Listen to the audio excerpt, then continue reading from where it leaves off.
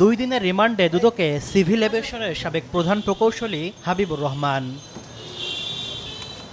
সোমবার দুপুরে কেন্দ্রীয় কারাগার থেকে তাকে দুদকের সেগুনবাগিচা কার্যালয়ে নেওয়া হয়।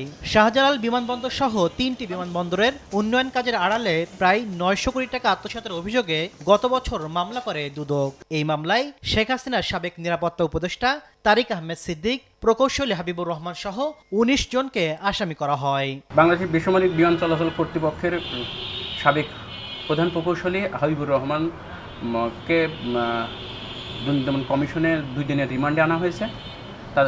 তাকে জিজ্ঞাসাবাদ চলছে। মূলত তার বিরুদ্ধে অনেকগুলো অভিযোগের ইতিমধ্যে কয়েকটি মামলাও দায়ের হয়েছে। এদিকে কর্পোরেট খাতের বড় ধরনের অর্থ পাচারের অনুসন্ধানে নেমেছে দুদক। সনিরাংস ইলেকট্রনিক্সের এমডি ইকরাম হোসেন সহ 3 জনের বিরুদ্ধে 15 থেকে 20 হাজার কোটি টাকা বিদেশে পাচারের অভিযোগ উঠেছে। অনুসন্ধানের স্বার্থে তাদের দেশ থেকে নিষেধাজ্ঞা দিয়েছেন আদালত। 2 বেলা খাবি ফ্যান্টাস্টিক নিমো খালাল সল্টেড বিস্কুট।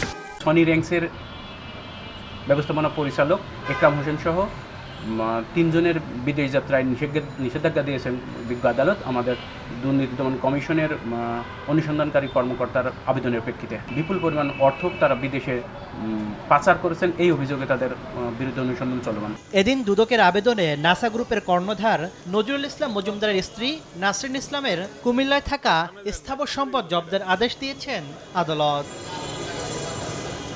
তাসলিম তৌহিদ, সময় সংবাদ, ঢাকা।